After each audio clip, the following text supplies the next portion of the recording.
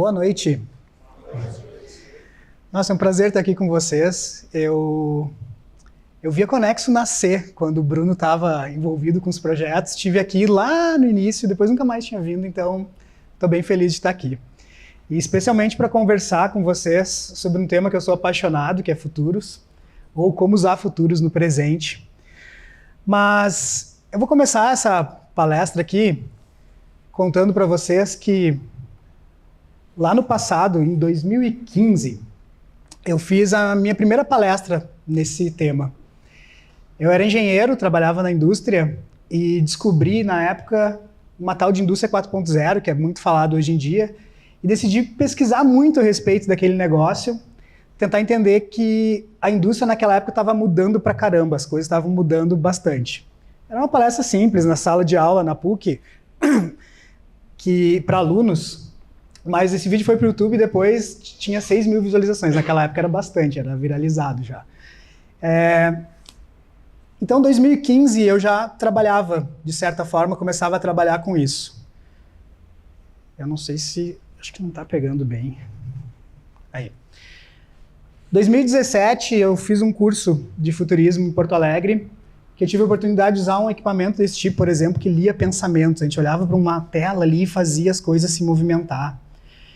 E em 2017 também, eu descobri que eu tinha um aluno de engenharia mecânica que tinha construído uma impressora 3D, e eu pedi para ele a lista de peças, comprei as peças, e na sala da minha casa, em 5 domingos, esse aluno ajudou eu e um outro professor a montarmos 2 impressoras 3D na minha casa.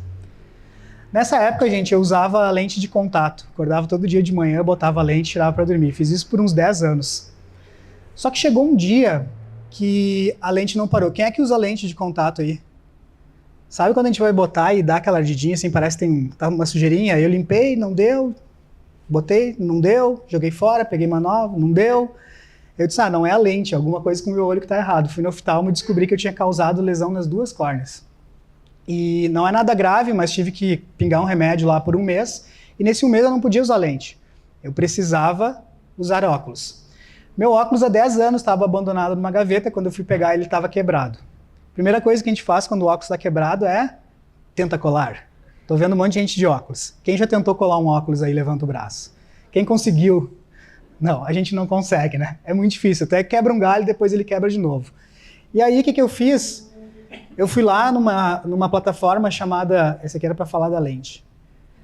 Uma plataforma chamada Thingiverse, que é uma plataforma que disponibiliza modelos 3D para quem quiser baixar. Achei uma armação que eu achasse bacana, fiz download dela, adaptei para o meu rosto, desmontei o óculos velho que estava quebrado, arranquei as lentes dele e encaixei nesse aqui. Então, por isso que eu uso esse óculos aqui. Que vocês devem estar se perguntando, tá, mas por que essa cor fiasquenta, né? Porque eu só tinha essa matéria-prima no dia. Era um teste, era um experimento, era uma brincadeira que deu certo, funcionou, e eu cheguei para minha esposa assim, olha aqui, Joyce, eu lembro até hoje, ela estava sentada na sala e disse, Joyce, olha aqui, deu certo, mas eu não vou sair com esse negócio fiasquento na rua. Ela disse, vai, tu não deve nada para ninguém. Não era ela, né? Óbvio. Aí eu disse, azar, vou tirar uma onda, vai ser um mesinho só, vai ser uma zoeira.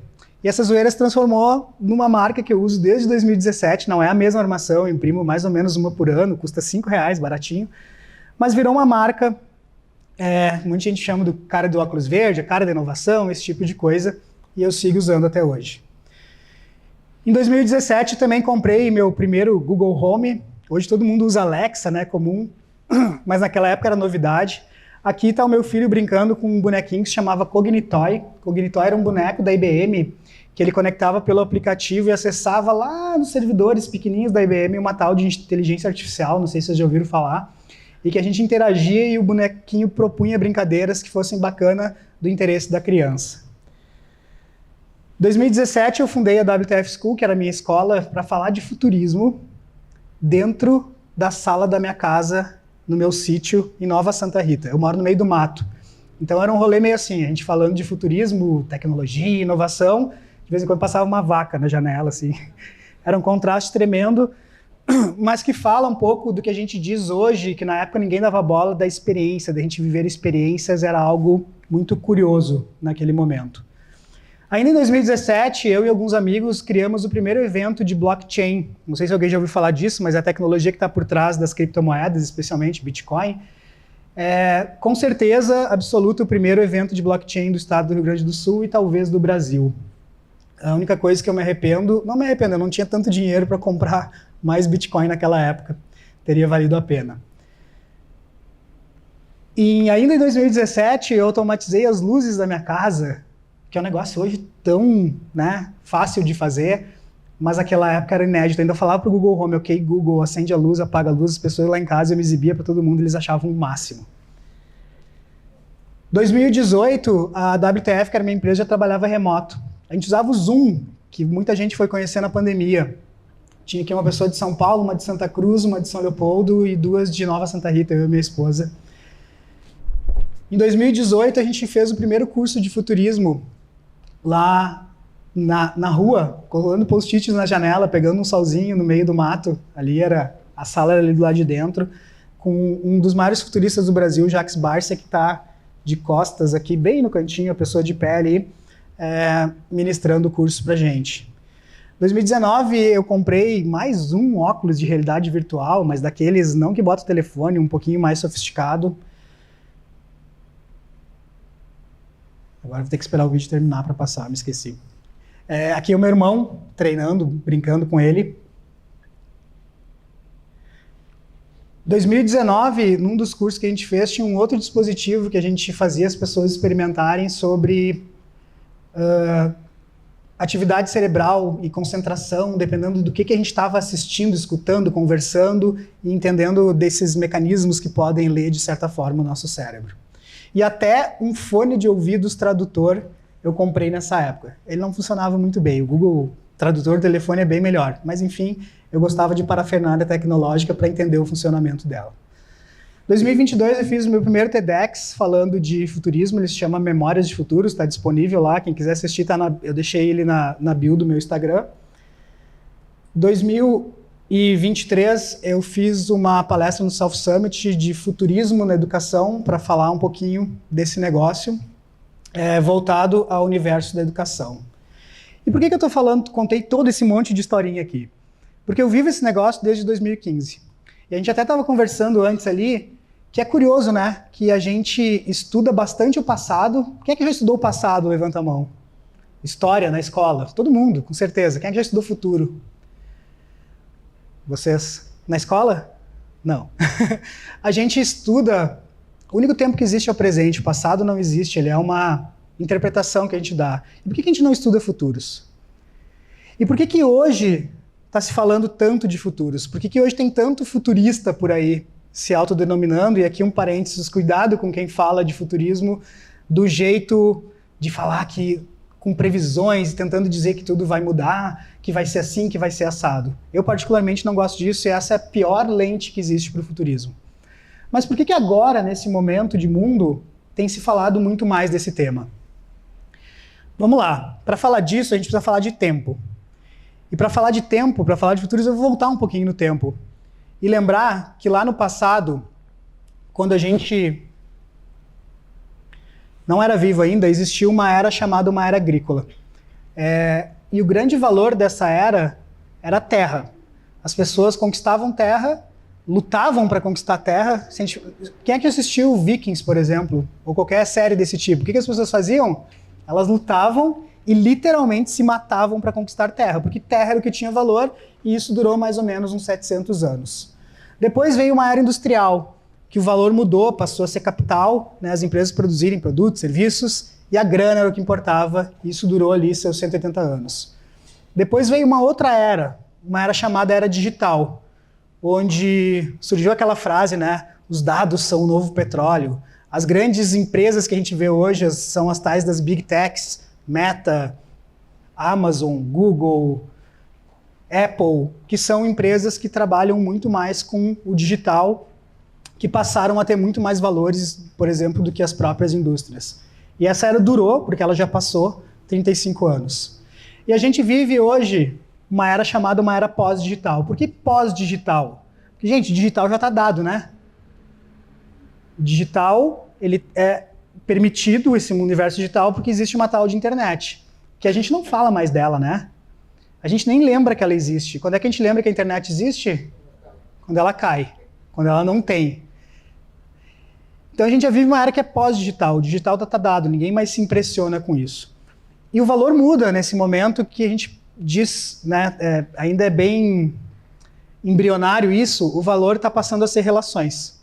O que são relações? Relações em vários níveis. Uma delas é a relação entre pessoas, é esses momentos, a gente está junto, está trocando, e especialmente depois de uma pandemia a gente entendeu, pô, como é bom estar com as pessoas, né? Mas tem outros tipos de relação. A nossa relação, por exemplo, com as empresas. Cara, eu tenho 47 anos, eu me lembro que quando eu comprava coisa antigamente era só coisa, não estava nem aí para que empresa que era, que fazia, se ela testava com animais, se ela era sustentável, se ela era um great place to work, se ela cuidava bem das pessoas. E hoje as pessoas estão começando a se importar mais com isso, então a relação nossa com os negócios também mudam. Tem mudado também a nossa relação com o planeta, menos do que eu acho que deveria, mas sim, especialmente depois que a gente passou aqui no Rio Grande do Sul no ano passado e de novo agora esse ano, a gente tem entendido que a gente precisa se relacionar melhor com esse carinha aí, que senão não é ele que acaba, é ele que manda a gente tudo embora daqui. Da mesma forma que a gente foi transitando entre essas eras, tem uma outra forma de passar essa linha do tempo, que é através de revoluções industriais, onde cada uma delas é pautada por uma tecnologia. Então a gente teve uma primeira revolução industrial que saiu lá os artesãos de cena e entrou a máquina a vapor, que a gente começou a produzir muita coisa e durou lá uns 120 anos. Depois teve uma outra revolução industrial que veio a energia elétrica, que modificou não só as indústrias, mas a sociedade como um todo, durou lá seus 65 anos. Depois veio uma outra revolução chamada... A tecnologia da vez foi a automação, mistura de eletrônica, TI, robozinho industrial, as placas de CLP nos equipamentos das indústrias, fazendo tudo automático, o que antes alguém tinha que operar. E hoje a gente vive a quarta revolução industrial, e a tecnologia da vez é a internet das coisas. Se a gente quiser simplificar, pode dizer só a internet, que está aí há pelo menos 15 anos. Não sei se vocês foram acompanhando a base desse slide ali, que fui desenhando umas barrinhas, certo? Imagino que sim. E essas barrinhas aqui, elas tiveram o mesmo padrão de comportamento, tanto em eras quanto em revoluções. Certo? Perceberam isso? O que dá para concluir dessas barrinhas aqui? Que cada uma das eras ou das revoluções, elas estão cada vez menores. A gente chama aquela barrinha ali de status quo. Já viram esse termo, status quo? É quando está tudo meio parado, pacato, mesmo jeitão, mais ou menos do mesmo jeito ali. Então esses períodos em que as coisas não mudam tanto, eles estão cada vez menores. E entre uma barrinha e outra, tem uma frestinha aqui. A gente chama essa frestinha de ruptura. E é daí que vem o termo que hoje a gente usa indiscriminadamente, que a gente tem que ser profissionais disruptivos, criar inovações disruptivas e que tudo é disruptivo. Nasce da ruptura entre um status quo e o outro. Então o que dá para concluir aqui também é que as rupturas estão também cada vez mais frequentes. A gente tem rupturas mais perto uma das outras na linha do tempo. Certo? Não bastasse isso, à medida que o tempo passa, cada uma dessas eras ou dessas revoluções, ela se torna mais complexa que a anterior. O que eu quero dizer com complexidade aqui? É a nossa capacidade de entender o que está acontecendo, de interpretar o que está rolando. Olha só. Quando eu expliquei para vocês a era agrícola que estava aqui no começo, não tem muita complexidade. Eu disse, ó, o valor da era agrícola era a terra. Lembra, os vikings se matavam por terra. Eu tenho certeza que todo mundo entendeu a mesma coisa. Agora, quando eu falei de era pós-digital, eu falei de relações de pessoas com as empresas, com o planeta, com não sei o quê. Eu tenho certeza que cada um de vocês entendeu uma coisa completamente diferente. Isso é a complexidade. É difícil de explicar, é difícil de entender todas as variáveis que estão contidas naquele negócio. E é isso que a gente vive hoje. Além disso, essas barrinhas lindas, bonitinhas, separadinhas aqui, elas não são assim. Elas se confundem na linha do tempo. Não tem uma data, ó, 31 agora de dezembro desse ano, acaba a era pós-digital, daí depois de 1º de janeiro a gente começa outra, beleza? Não, não é assim. Elas se confundem na linha no tempo. Tanto é que tem uma frase que eu gosto bastante que diz assim, o futuro não chega ao mesmo tempo para todo mundo, mas invariavelmente ele chega. Então eu tenho certeza que vocês que estão aqui num ambiente de inovação para discutir essas coisas, talvez tenham a cabeça muito mais voltada para uma área digital, pós-digital. Mas, meu, vai aqui para o interior, entra numa fazenda, a galera talvez tenha um pensamento industrial agrícola ainda. E essas coisas coexistem, elas estão presentes ao mesmo tempo dentro do nosso mundo.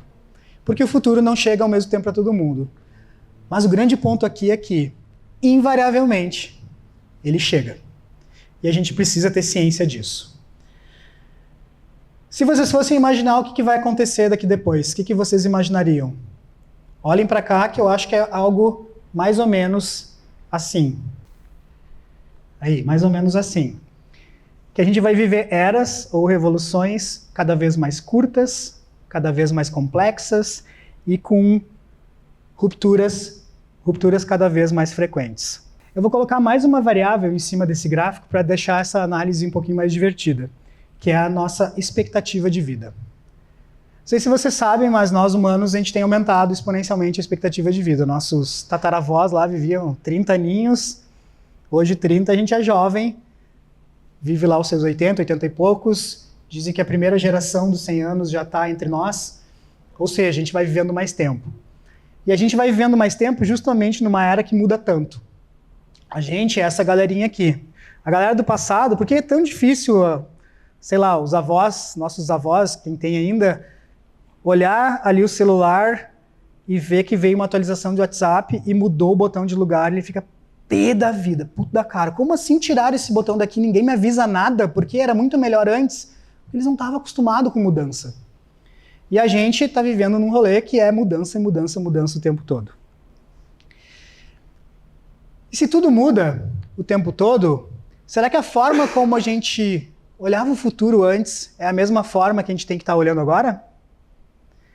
Estudos de futuros, futurismo, foresight, forecasting, cool hunting, eu podia listar tendências, um monte de termo diferente aqui. Lá no passado, na década de 50, quando começaram a estudar isso, era muito numa lógica preditiva, muito numa lógica de acertar. Isso funcionava, mas hoje já não funciona tão bem.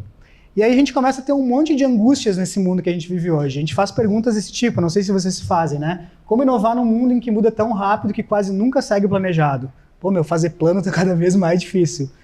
Vocês me contaram, abriu um coworking, primeira semana da pandemia. Ferrou. Quem é que me contou até aqui?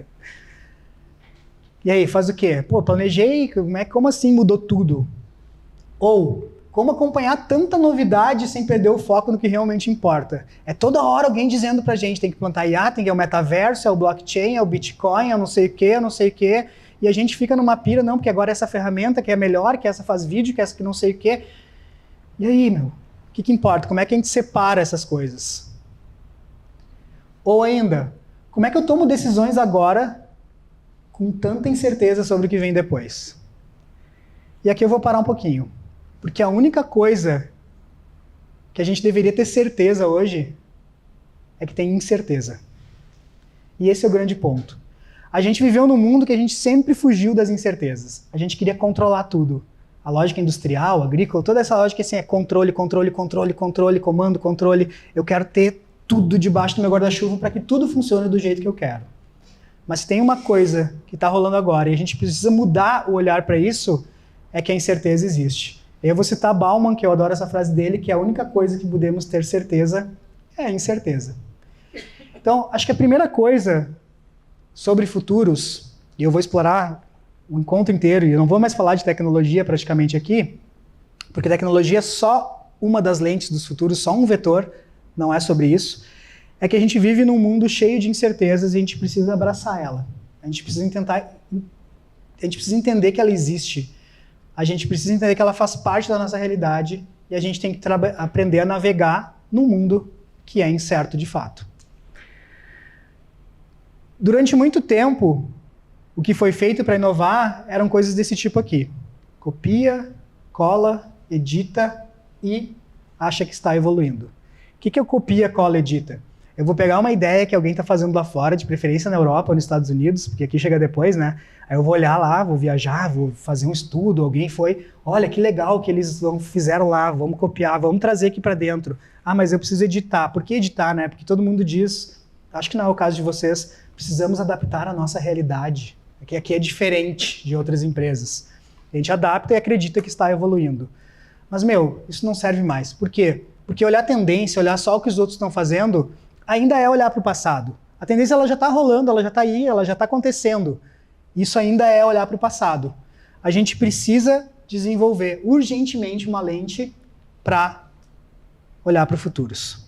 E é isso que eu quero provocar vocês a partir de agora. E não é só a minha essa ideia, tem um monte de gente falando disso. Aqui é um reporte do Fórum Econômico Mundial durante a pandemia, que trouxe 4 habilidades que podiam transformar o mundo depois da pandemia. Alfabetização de futuros, pensamento sistêmico, que não é diretamente futuros, mas está relacionado, antecipação, vou falar disso, e aqui dizia em inglês foresight estratégico, que é uma das metodologias, eu ampliei a lente ali para metodologias de futuros. A própria Unesco tem um programa global chamado Futures Literacy, que é a alfabetização ou literacia de futuros. E seguindo aquela linha do tempo minha que eu falei antes, em 2022 eu resolvi fazer um segundo mestrado. Eu já tinha um em engenharia, eu venho da engenharia, tinha feito lá em 2006, e eu queria estudar um pouco mais sobre futuros de forma acadêmica também. Porque a gente estava conversando antes, esses assuntos eles estão tudo espalhados por aí, é difícil ir organizar, não tem um lugar organizado, existem poucos cursos, tem um mestrado nos Estados Unidos que fala disso, e o resto é cursos espalhados por aí. Eu disse, cara, eu quero estudar isso a fundo, eu quero olhar a literatura, de onde é que veio, e eu peguei dois grandes temas, digamos assim. Aquela literacia de futuros da Unesco e uma outra lente de futuros que se chama design especulativo. Design especulativo é basicamente... Eu vou dar um spoiler de um slide que vem depois. Quem é que assistiu Black Mirror? Black Mirror de certa forma, é design fiction, mas é como se fosse design especulativo. É especular com alguma coisa que poderia acontecer no futuro e, a partir disso, gerar provocações no presente.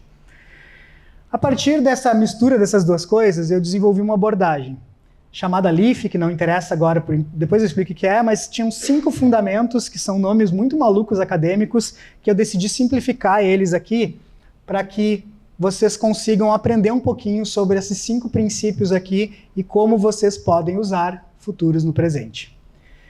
Vamos ir um a um. Para a gente começar, eu queria fazer um exercício com vocês. Todo mundo tem um lugar para escrever e riscar? Pode ser um papel, pode ser no telefone, só você não precisa fazer um desenho, tem que ser um negócio para riscar. Eu devia ter perguntado antes, todo mundo tinha, né? Sabe, abre ali o... Ó, tem... Quem não tiver, tudo bem, faz de pensamento aí, mas quem tiver, por favor, se posiciona a caneta em cima do papel, o dedo em cima da tela. É um desenhos que vocês vão ter que fazer e escrever alguma coisa, ok? Tá todo mundo pronto? Eu só posso começar quando vocês estiverem prontos, porque são 4 instruções super rápidas que vocês precisam executar de forma muito rápida. Prontos? Vamos lá, é rapidão, hein? Quem quer papel aqui, ó? Alguém precisa de papel? Lá? Mais alguém? Não, tá todo mundo a posto, acho que só ali no fundo. Mais um aqui. Desculpa, eu podia ter avisado antes, mas eu esqueci. Palestra nova, gente, estou estreando hoje, então algumas coisas a gente não lembra da ordem, do que tem que fazer. Faz parte. Então tá, quem não tem a folha, pega ali, é bem rapidão. Quem estava a postos, não desmonta aí o postos, fiquem a postos, porque vai ser muito rápido. Quando a última pessoa sentar com a folha e com uma caneta, eu vou dar as 4 instruções muito rápidas. Tá, todo mundo pronto? Sentou ali? Foi. Ó, desenhem uma forma geométrica. Coloquem um ponto dentro dessa forma. Tracem uma linha que corte essa forma. Escreva o nome de uma flor. Feito? Todo mundo conseguiu fazer? Não é difícil, né? Vamos lá. Quem desenhou um quadrado ou um círculo, levante o braço. Bastante gente. Quem, ao colocar o ponto dentro da forma, independente da forma que foi, colocou o ponto bem no centro da forma, levanta o braço. Mais gente agora. Quem, quando eu pedi para cortar a forma, passou a linha que corta a forma em cima do ponto, levante o braço. Quem escreveu rosa ou margarida, levanta o braço. Quem gabaritou não precisa ir na terapia amanhã, tá? Fica tranquilo. Não é um teste psicológico. Gente, o que aconteceu aqui? A maioria levantou a mão nas 4 coisas. Não sou adivinho, mas o que aconteceu aqui? Gente, o nosso cérebro é preguiçoso e automático. Quando eu peço para desenhar uma forma, a gente vai nas mais comuns. Quadrado ou círculo. Se eu incluísse o triângulo junto aí, então eu gabaritava. Eu vi uns triângulos rolando aqui. Quando eu digo colocar um ponto, pô, se eu tiver que escolher um canto para botar o ponto, eu vou ter que pensar. Então vai no meio, é mais fácil. Se eu vou traçar uma linha, tem um pontinho dando sopa no caminho, vai por cima dele. E rosa e margarida são as flores mais comuns. O que eu quero dizer com isso? Que nosso cérebro é preguiçoso. A gente faz as coisas no automático. E não tem nada de errado nisso, é bom que ele seja, porque a gente tem que economizar nas coisas que a gente já sabe fazer. Mas a gente precisa ter consciência disso. Porque ao saber que ele é preguiçoso, em alguns momentos, a gente pode se forçar a tirar essa preguiça dele e fazer coisas diferentes. Eu vou fazer outro exercício com vocês. Agora quero que vocês olhem aqui. Tem 6 mulheres, 3 de branco, 3 de preto, como se fossem 2 times, e 2 bolas de basquete. Elas vão começar a dar passes com essa bola de basquete. Então eu vou passar para ti, um passe, tu passou para ela, 2 passes, 3 passes. Eu quero que vocês contem quantos passes somente as mulheres de branco, só as de branco, quantos passes elas vão dar entre elas. Ok? Então, bora lá.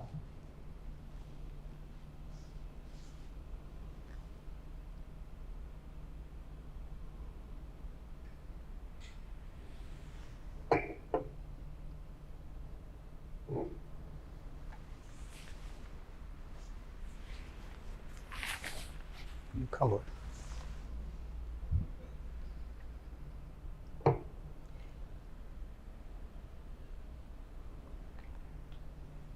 E aí, gente, quantos passes foram? Tá, vamos lá. Quem contou 14, levanta o braço. 15, levanta o braço. 16, levanta o braço. Bastante gente. 17. Mais de 17. Quem viu um gorila passar no meio da cena, levanta o braço. Quem não viu o gorila? Agora tá boiando. Como assim um gorila passou no meio da cena? Esse exercício é bem antigo, tá ali até o ano 2010, talvez muitos de vocês já tenham visto, né? Para quem não viu o gorila, para quem não viu o gorila passar ali, eu vou mostrar só um pedacinho da cena que mostra o gorila passando. Ele bate no peito, para no meio. Tá. Mas eu sei que tinha muita gente que já teria visto isso, do gorila passar. Agora eu faço outra pergunta. Quem é que viu a cortina trocar de cor? Levanta o braço. Uns 4, 5. Então vou mostrar de novo, o gorila passando. Olha para a cortina agora. É um upgrade do exemplo. Gente, o que aconteceu aqui? Olha só, eu dei uma instrução para vocês, vai só as mulheres de branco, só quantos passes, não pode errar a mulher de branco. E a gente foca numa coisa só e a gente esquece e não consegue ver coisas que estão acontecendo ao redor. Futuros é muito sobre isso. É sobre perceber, forçando a nossa mente para aquilo que não é automático, para enxergar coisas ao redor. Para enxergar coisas que tá ali, tá acontecendo, mas muitas vezes a gente não está vendo. Depois eu explico o que são essas coisas, mas aqui é uma provocação um pouco mais filosófica para a gente começar a aquecer. Porque senão a gente vai estar sempre vendo mais do mesmo, tomando as decisões do mesmo jeito e querendo que as coisas mudem. A gente precisa olhar diferente. A gente precisa expandir o olhar. E para testar que vocês pegaram bem isso, tem um último exercício. Leiam essa frase. Um navio francês entrava no porto um navio inglês. Essa frase está correta? Quem acha que ela está correta, levanta o braço. Quem acha que essa frase está errada, então levanta o braço. Tem que ser todo mundo, né? Porque ninguém levantou antes. O que está errado nessa frase? Gente, não tem nada de errado nessa frase. Essa frase está perfeita. Essa frase está perfeita. Alguém acredita em mim? Alguém já captou? Quando vocês leem a palavra entrava, que verbo a gente está falando? Entrava é o passado de qual verbo? Entrar. Mas ali não é o verbo entrar que está dito. Ali é o verbo entravar. Agora leiam de novo a frase, pensando que esse verbo significa entravar. Um navio francês entrava no porto um navio inglês. Fez sentido agora? O que é a provocação aqui? A gente precisa mudar a perspectiva para olhar as coisas. Falar de futuros é mudança de perspectiva, é olhar por outro ângulo, é olhar de um jeito que a gente não estava olhando antes e que às vezes as coisas fazem sentido, ou às vezes não faz sentido algum, mas é importante olhar de outro jeito. Um dos principais conceitos de futuros, que foi um dos primeiros caras que começou a estudar isso, que foi o Pollack, ele diz assim, ó, o futuro está escondido nas imagens de hoje do futuro. Você já viu, tem uma frase muito clichêzona que a galera usa, eu particularmente não gosto. O futuro é agora. O futuro está aqui. Eu não curto, mas ele é um pouco disso. Tipo, as coisas que vão acontecer no futuro, elas já estão acontecendo no nosso redor. Pequenos sinais, pequenos movimentos, pequenas coisas, só que a gente não está dando bola para isso, a gente não está vendo, a gente está focado em alguma coisa. Nosso cérebro é preguiçoso e a gente não vê. Então, por isso que o primeiro tópico é exercitar o olhar. Segundo tópico, a gente precisa visitar o amanhã. A gente faz isso o tempo todo, mas em escalas diferentes. Por exemplo, olhem para essa cena aqui. A pessoa está com a mão aqui, ela abriu a mão e está caindo uma caneta e tem uma pessoa que está embaixo. Essa pessoa que está embaixo, ela está fazendo o quê? Ela começa a fechar a mão quando ela vê que a caneta vai cair, certo? Ou quando vê o movimento de começar a mão de cima se abrir. Por quê? Porque ela faz um negócio que a gente chama antecipação. Ela está antecipando algo. É um raciocínio lógico, rápido, milissegundos ali, de que ó, existe gravidade, a pessoa abriu a mão, a caneta vai cair, se eu quiser pegar, eu fecho a mão rapidão. Certo? Então a gente está falando ali de uma antecipação muito, muito rápida. Tem outras antecipações que não são tão rápidas, que é, pô, vou sair de casa de manhã, vou dar aquela olhadinha na previsão do tempo, levo casaco, não levo casaco, vai chover, vai guarda-chuva, vou de carro, vou de ônibus, vou de trem, sabe? Tá dando para confiar nem nisso muito ultimamente, mas a gente faz isso. Vou esticar um pouquinho o tempo, a gente faz às vezes olhando, né, antecipações de uma viagem de férias, né, roteiro, compra passagem, reserva hotel, ticket do passeio, vou fazer tal coisa um dia, tal coisa no outro. A gente faz antecipações o tempo inteiro. Olhem para essa cena. Tem um carinha lá de goleiro, esse de vermelho aqui arruma a bola e ele vai partir para o chute. Se a gente fosse antecipar o que vai acontecer aqui, quais seriam as opções? O que vocês acham? Falem aí. Gol. Vai chutar para fora. Trave. Goleiro defende. Vai para a grade. Goleiro para um lado, bola para o outro. Vamos olhar a cena completa então. Vamos lá.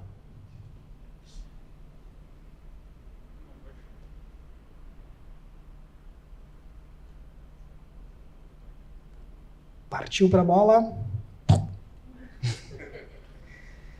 Percebam que a maioria das antecipações que a gente faz, elas são o que a gente chama de preditivas.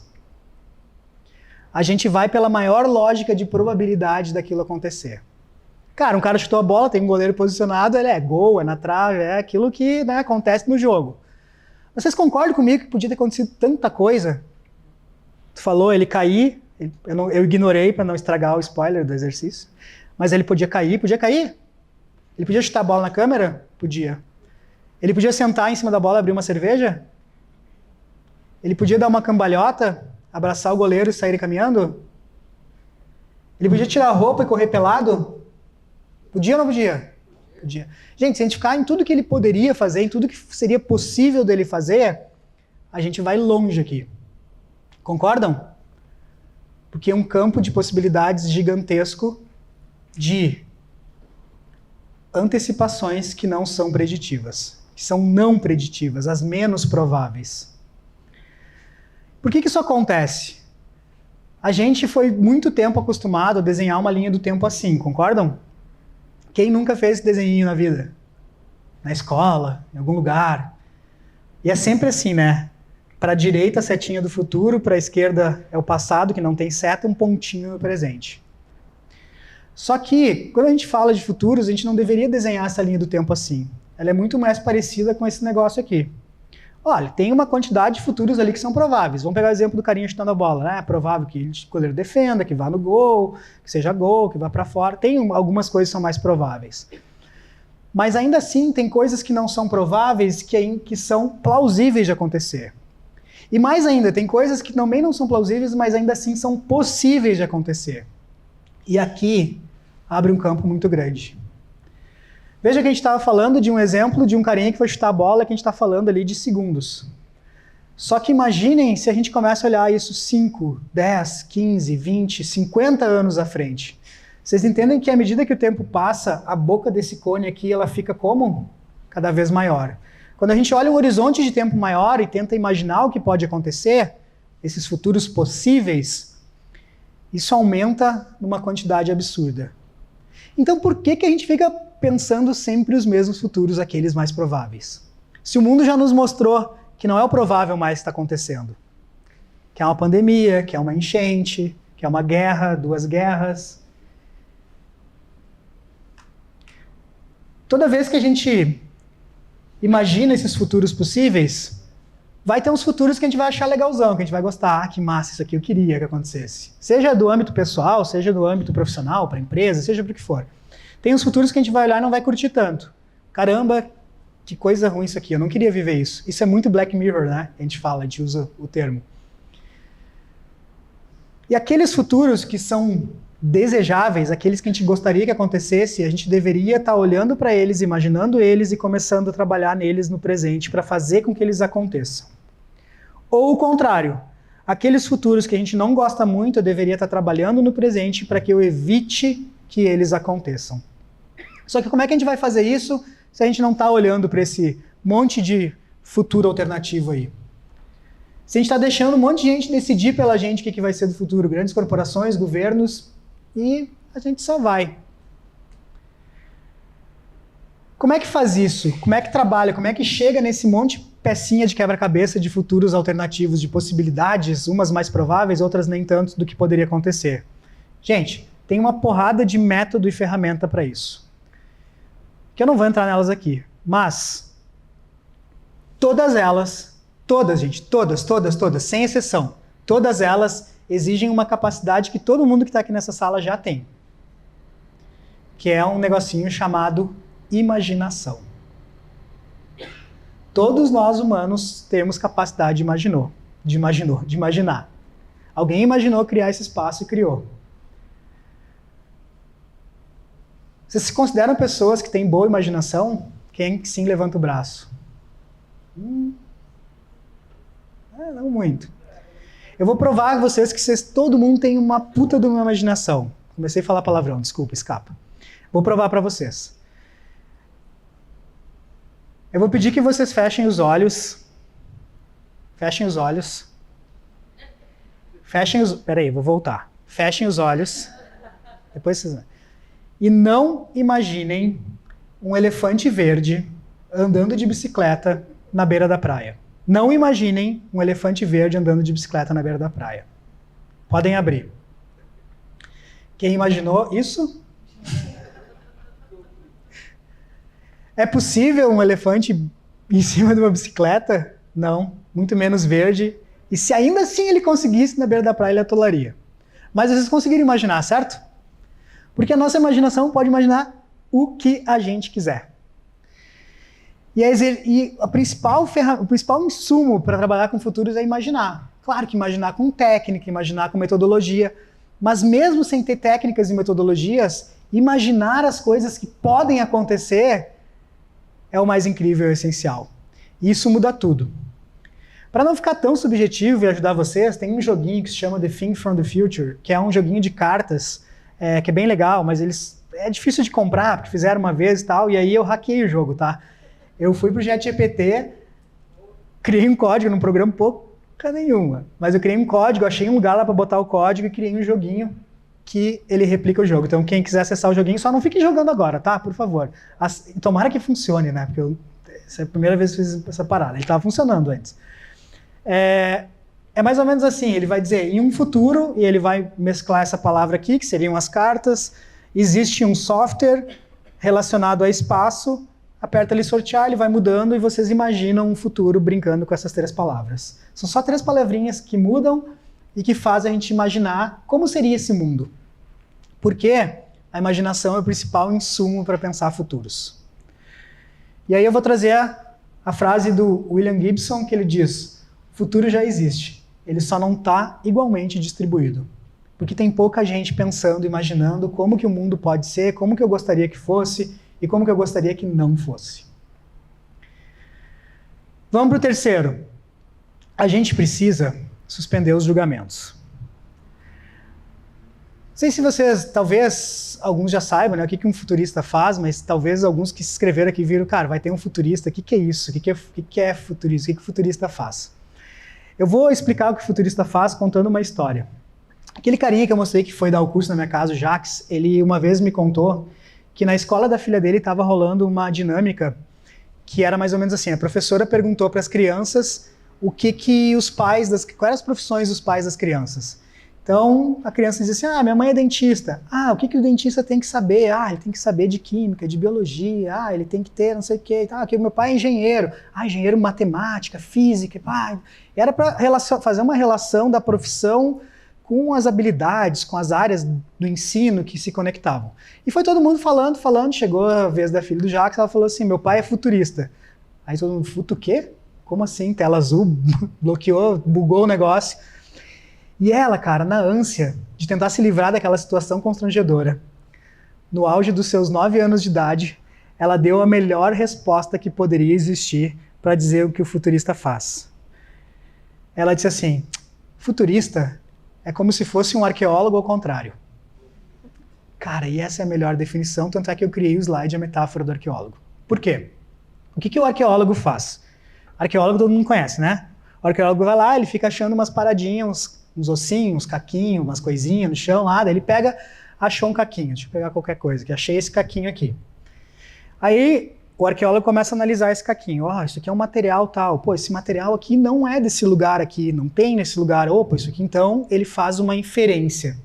Ele acha uma evidência sólida, caquinho, faz uma inferência.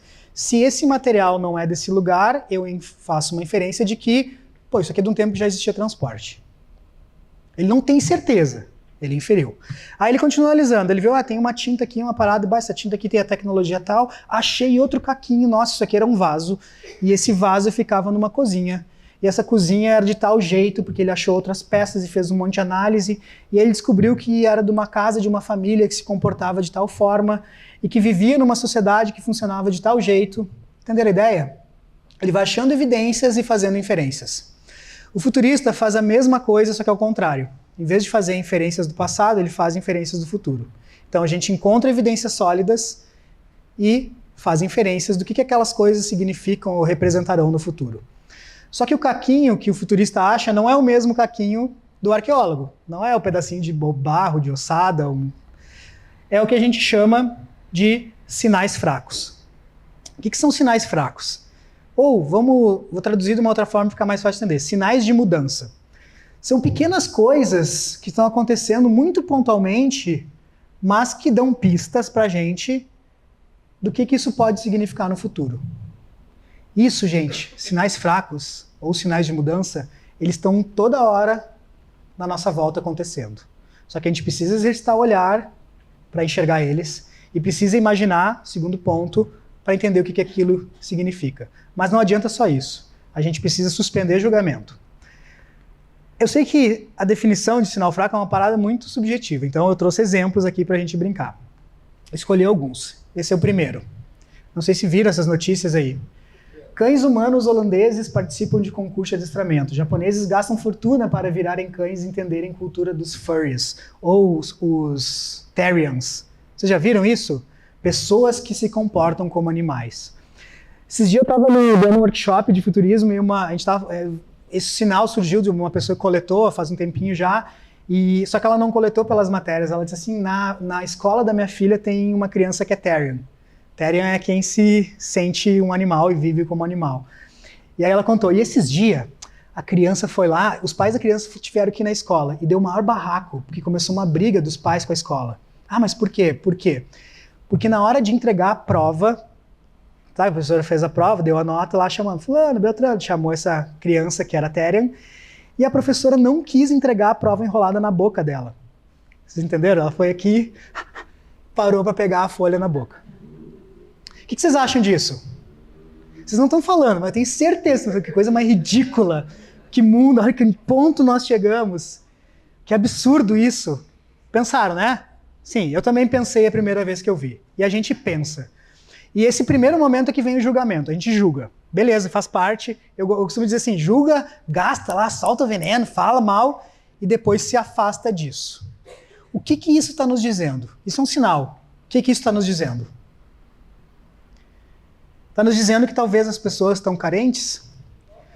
Está nos dizendo que talvez as pessoas não estão satisfeitas com a vida que elas são e talvez seja melhor viver como um cachorro? Cara, para pensar o que é viver como um cachorro. Tu vive na casa de uma pessoa que cuida de ti, tu tem a tua caminha, que lava uma roupa pra ti, tu não precisa lavar, não precisa fazer nada, bota comida no teu pote, bota água, junta a tua merda. Você precisa pensar nisso? Cara, é bom pra caramba ser cachorro. Será que não é isso que essas pessoas estão pensando? Será que no futuro vai ter um app que junta, tipo o Tinder dos Terrians com os tutores? Ah, eu sou tutor. Cara, eu não quero ter filho, mas eu aceito ter um Terrian na minha casa. E o Terrian quer um tutor para adotar, eu quero alguém para cuidar de mim. Vocês estão julgando ainda, né? A gente precisa suspender o julgamento. E eu poderia ficar horas falando aqui de muitas possibilidades que isso pode estar nos dizendo. Vamos outro. Cansados de trabalhar, sul-coreanos pagam o equivalente a R$ 1.500 para relaxar numa cadeia. É real oficial, tá? Aqui tá só o print da manchete, mas lendo a manchete, gente, conta que uma empresa que construiu um hotel, numa cidade lá que eu não vou lembrar o nome, que ela é análogo a uma cadeia, tudo igual a uma cadeia. Basicamente assim, a pessoa chega lá, ela faz o check-in dela ela paga, né? E aí ela entrega todos os seus pertences, recebe uma roupa, vai para um quarto que tem o formato de uma cela, que não tem nada, só tem um cantinho, a pessoa chaveia a cela e a pessoa vai sair só lá depois do tempo que ela pagou para ficar, os 24 horas. Julgaram já? Já julgaram. Podem julgar, fala que ridículo, nossa, coisa, meu Deus, como é que pode o ser humano chegar ao ponto de fazer isso? Não, a sociedade está doente, pensa em tudo isso. Agora vamos tirar o julgamento de fora. O que isso está nos dizendo?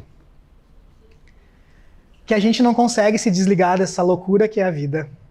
Que a gente é capaz de pagar para ter sossego. Aliás, tem um outro sinal similar a esse.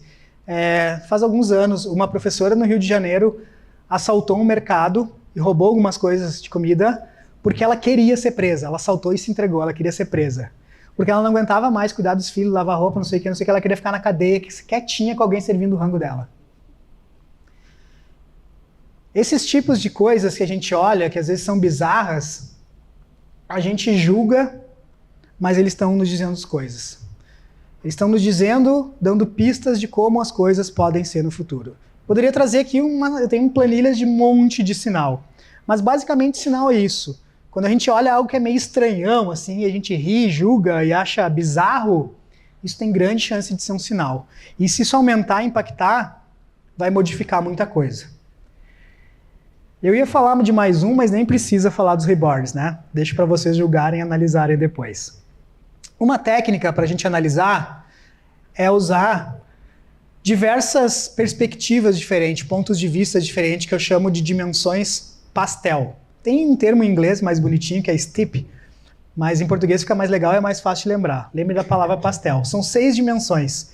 Cada letrinha é a inicial de uma das dimensões. Então, político, ambiental, social, tecnológico, econômico e legal.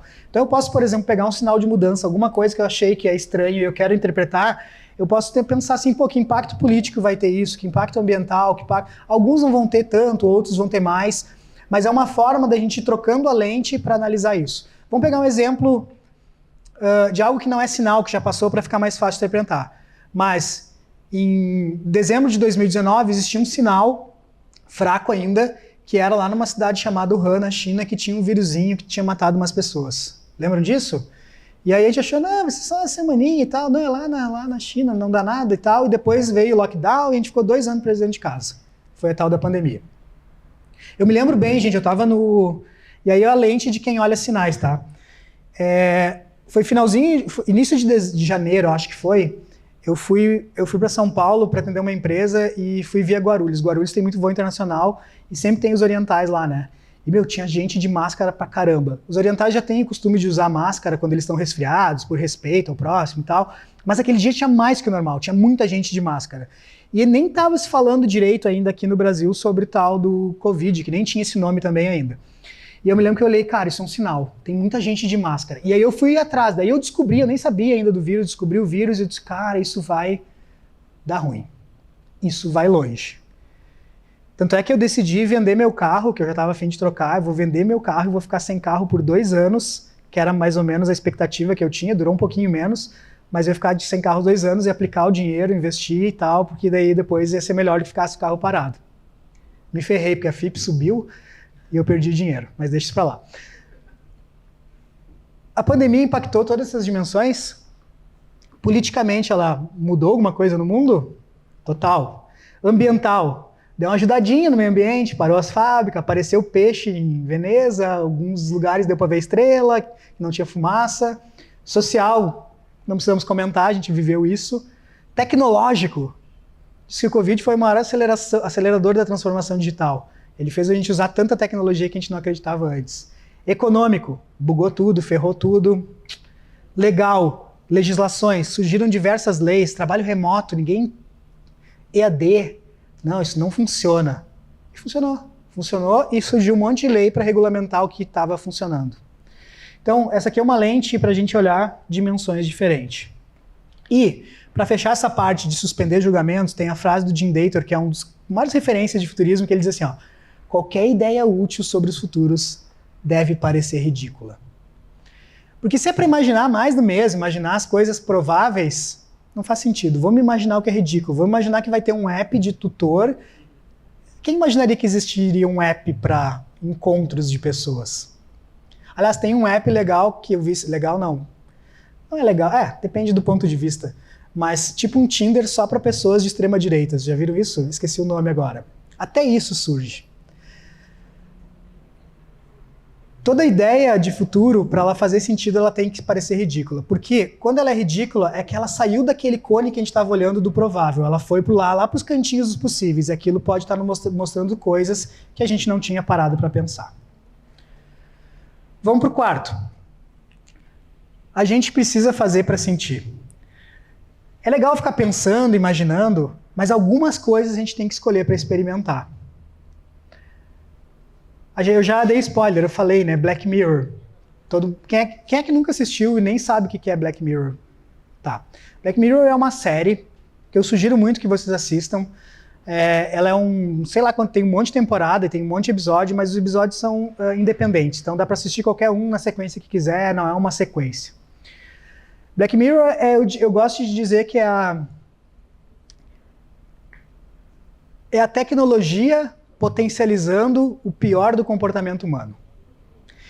Eles cruzam 2 sinais, um sinal de algum comportamento que está emergente com alguma tecnologia que está se potencializando.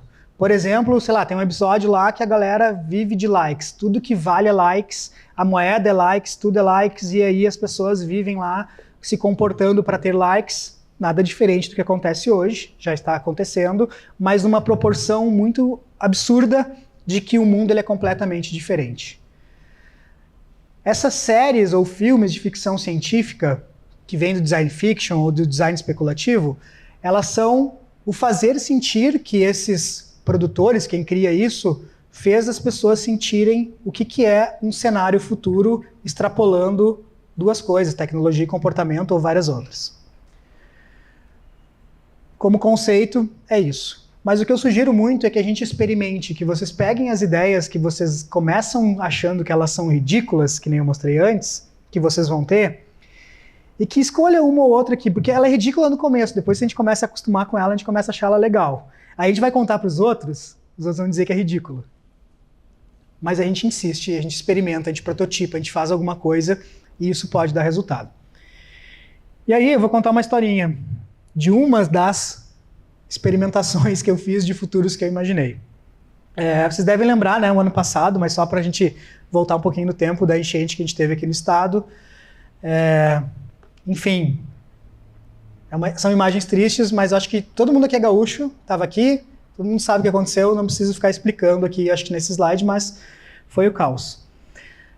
Numa madrugada de muita chuva, eu lá na minha cidade, Nova Santa Rita, sem luz e ilhado, estava preso, ficou água por toda a volta, não tinha como entrar nem sair da cidade, Eu comecei tentando, aliás, antes da madrugada, eu comecei tentando ajudar no abrigo. Então fui lá e doei um monte de coisa.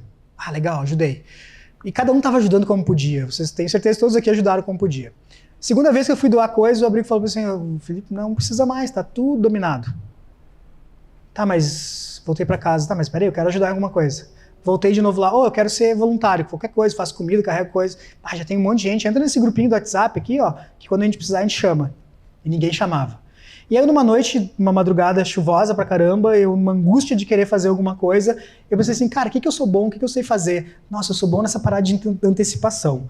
E eu vou começar a antecipar algumas coisas que pode vir depois. Exercício de imaginação.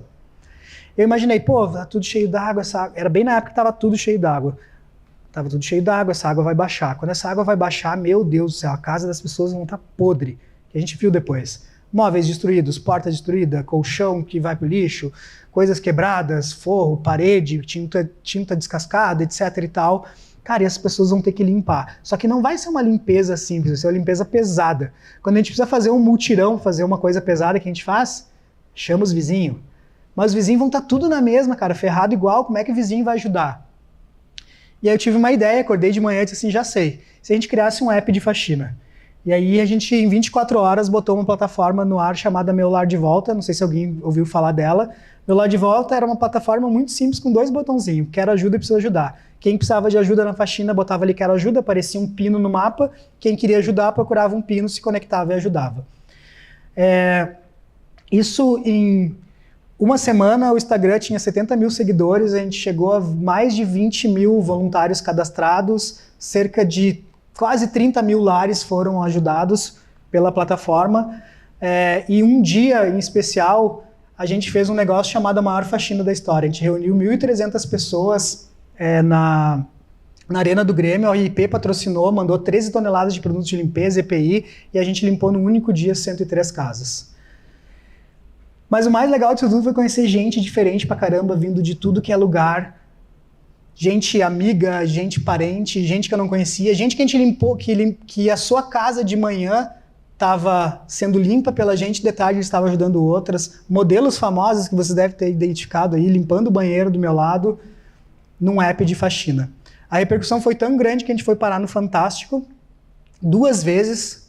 Faltou a terceira para pedir música, me arrependo. Mas foi 2 vezes pro Fantástico, em várias outras emissoras. A gente ganhou um monte de prêmio, inclusive esse aqui, que é o que a gente se orgulha mais, que eu nem sabia que existia o tal de Troféu Guri, alguém conhece? O Troféu Guri é um prêmio que a RBS dá para personalidades que representam o Rio Grande do Sul no Brasil e no mundo. Ronaldinho Gaúcho, Galvão Bueno nem gaúcho mas ele já ganhou. Jorge Gerdau, enfim... Tem um monte de Patrícia Poeta, um monte de gente que já ganhou e a gente estava lá ganhando.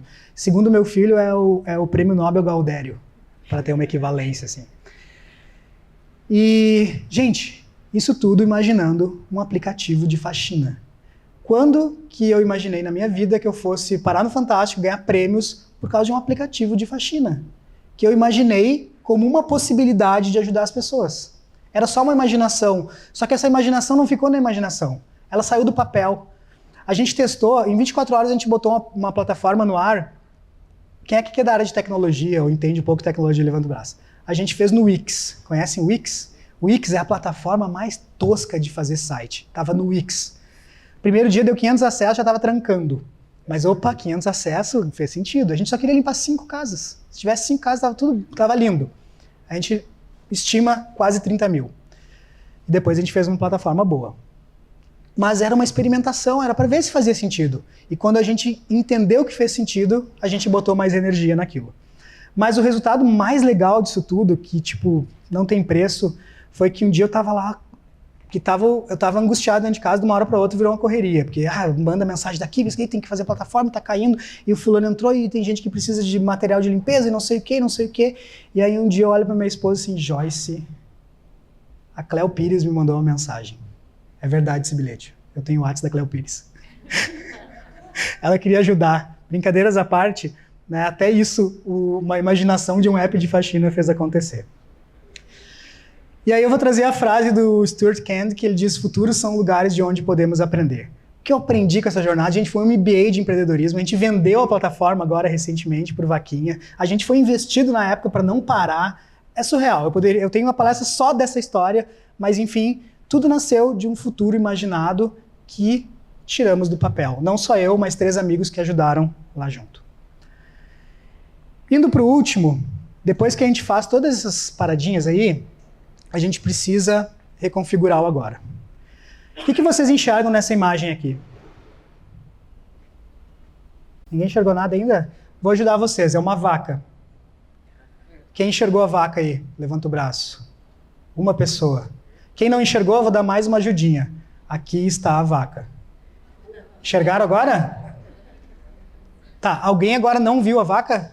Tá, todo mundo viu a vaca. Agora eu vou tirar a linha. Vocês continuam vendo a vaca? Sim, continuam vendo a vaca. O nome desse experimento é a vaca de Dallenbach. Ele é bem mais complexo do que a frasezinha que eu vou trazer. Mas ele é só para dizer para vocês que, depois de ver, é improvável ou impossível desver. Depois que a gente imagina um futuro, que a gente enxerga ele, que constrói um cenário, que experimenta, depois de ver, é impossível desver. Tem várias outras frases que falam sobre isso, como aquela do Einstein, né, que uma cabeça que muda, não sei direito como é que ela é, muda de... nunca mais volta como era antes, alguma coisa assim. Mas depois que a gente vê, a gente não desvê. Depois que a gente imagina que pode existir um aplicativo de tutor para conectar com Therians, não tem como mais desver isso. Então, imaginar futuros é sobre isso. E sabe o que é o mais louco? Tem um psicólogo chamado... não é psicólogo, é mais chique do que isso, esqueci o nome.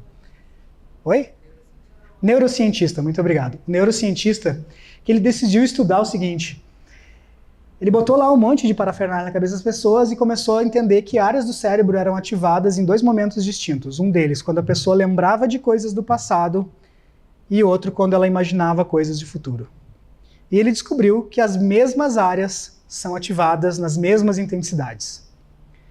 O que significa isso? Que basicamente a gente desenvolve uma parada que são memórias dos futuros. Ou seja, aqueles futuros que são imaginados, eles ficam nessa memória. Entenderam a relação? Eu imaginei, criei uma imagem, agora aquela imagem já é passada, ela está na minha cabeça porque eu imaginei ela. Então, quanto mais futuros a gente imagina, mais eles ficam na nossa memória. E, gente, depois de ver, não dá para desver. Depois que a gente imagina algumas coisas e entende através dos sinais que aquelas coisas podem acontecer, não tem mais como ficar indiferente disso. E aí, as nossas decisões no presente começam a mudar. Entendem isso? A gente começa a olhar para o mundo de uma forma diferente. Por isso que é o que eu digo de como é que a gente faz para olhar, para usar os futuros no presente. É sempre sobre isso, é um vai e volta no tempo. Não estou dizendo que eu que trabalho com futurismo fico o tempo todo viajando na maionese, imaginando coisas. Não, a gente tem que garantir o agora, tem os boletos que vão chegar e não estão nem aí para o futuro que vai vir. Mas, de vez em quando, a gente precisa tirar tempo para isso, intencionalmente, para imaginar coisas de forma um pouquinho mais estruturada, com algumas dicas que eu trouxe aqui, porque à medida que a gente vai imaginando isso, as nossas decisões no presente mudam. No momento que a gente imagina, e eu imagino muito isso, e o ano passado eu disse isso, a gente vai ter mais enchentes. Vocês acreditam nisso? Sim, a gente vai ter. Talvez igual ou pior que a gente teve ano passado. Esse ano, talvez passou, porque vai ser sempre nessa época. Estudos mostram, quando a gente começa a olhar sinais, pesquisar e tal, a gente entende que vai acontecer. Eu não consigo mais ser indiferente a esse cenário. O que eu posso fazer para que isso não aconteça? Só que, cara, é pouca gente fazendo isso, pensando isso. A gente precisa mais gente imaginando futuros para mudar suas decisões do presente, seja no aspecto que for. E além disso, essa repercepção, que a Amy Webb, que é uma futurista bem contemporânea, chama, ela diz que é a essência da criatividade, da inovação e do empreendedorismo. Isso não é só para evitar enchente. É para pensar o nosso negócio, é para pensar um novo produto, é para pensar um novo serviço, é para ter uma ideia que as pessoas não tiveram ainda. É para conectar coisas que as pessoas não conectaram. A gente fala que a IA hoje veio facilitar tudo. Quem é que usa a inteligência artificial e levanta o braço? Vamos ver. Maioria. Eu uso bastante também. Só que a IA, ela não conecta o que não foi conectado. Ela não consegue criar coisas que estão só na nossa imaginação, que não foram criadas ainda. Ela não vai saber, porque não existe, não está no passado. Ela trabalha com dados do passado. E futuros, ter essa lente, saber o que é isso, usar isso, é uma das paradas que vai nos diferenciar dessa IA, que ela está só engateando. Gente, a IA agora, ela está só engateando, ela vai ser uma transformação gigantesca. Alguém de vocês fala ainda uma frase que é assim, eu vou entrar na internet?